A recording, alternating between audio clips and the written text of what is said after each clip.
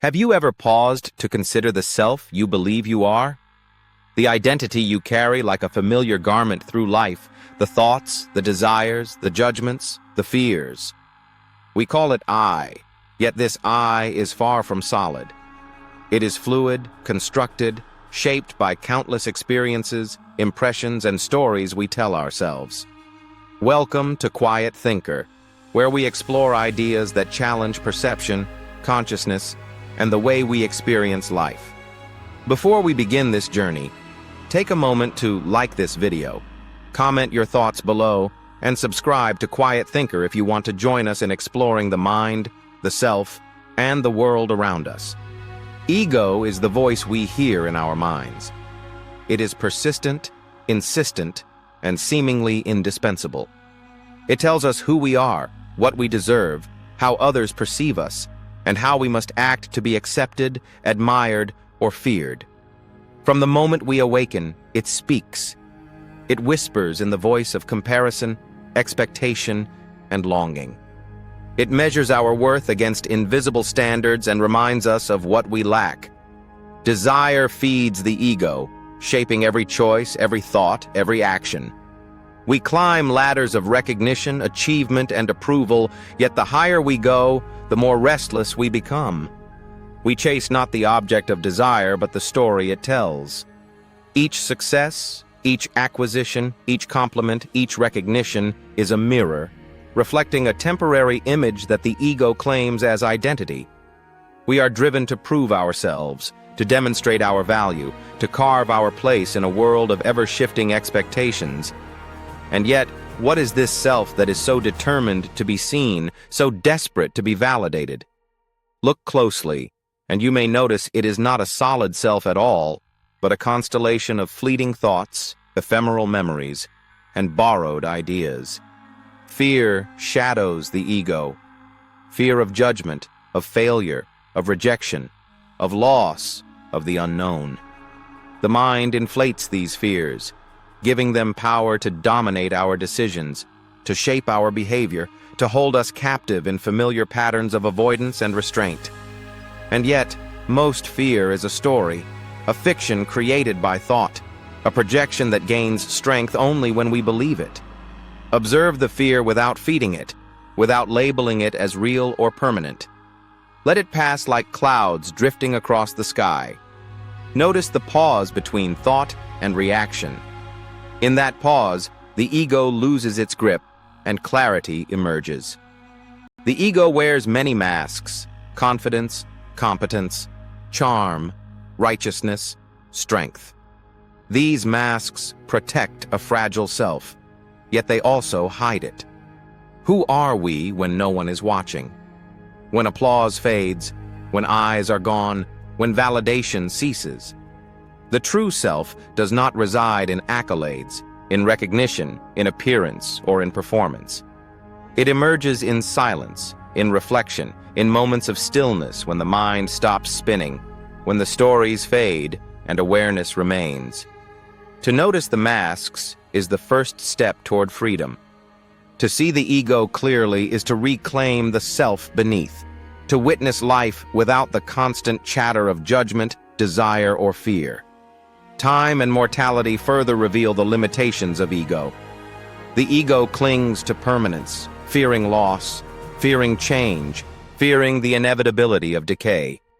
Life, relentless and indifferent, flows around it, unbending, unstoppable. We do not own time.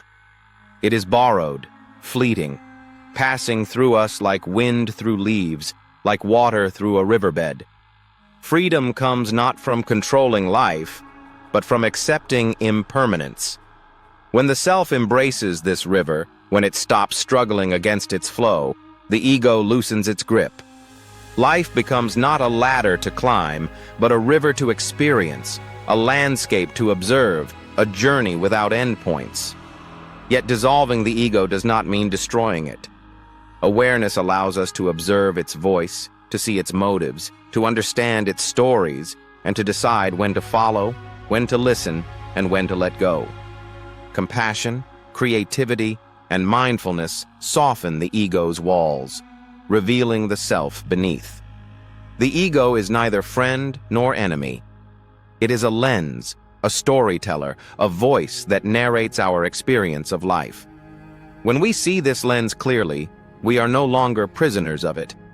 We become free. Observers of life, participants in truth beyond illusion, witnesses to the ever-flowing river of existence. Consider the ego in your daily interactions. The thoughts that criticize, the judgments that arise, the desires that push you forward. None of these are you. They are stories, constructed for survival, recognition, and comfort. Observing them without attachment, without resistance, allows a stillness to form. In stillness, the mind relaxes, the body breathes, and awareness expands. You realize that the self is not in the stories, not in the masks, not in comparisons, not in fears. The self is in the observing, in the silent awareness that watches the ego play its endless games. The illusion of ego is subtle. It persuades, tempts, and sometimes deceives. It creates narratives of superiority and inferiority, of importance and insignificance, of value and lack. It whispers of failure, judgment, and inadequacy. Yet all these voices are ephemeral, shaped by memory and imagination. By noticing the patterns, by recognizing the stories, we gain power over them. We stop being carried away by the currents of ego and begin to navigate life with intention, clarity, and compassion. Life itself is a teacher. Every encounter, every challenge, every moment of joy or suffering reflects the ego's influence. And yet it also offers a mirror to the self that exists beyond ego. When we pay attention, when we cultivate awareness, we notice the distinction. Ego is not who we are. It is a tool, a lens, a character in the larger story of consciousness.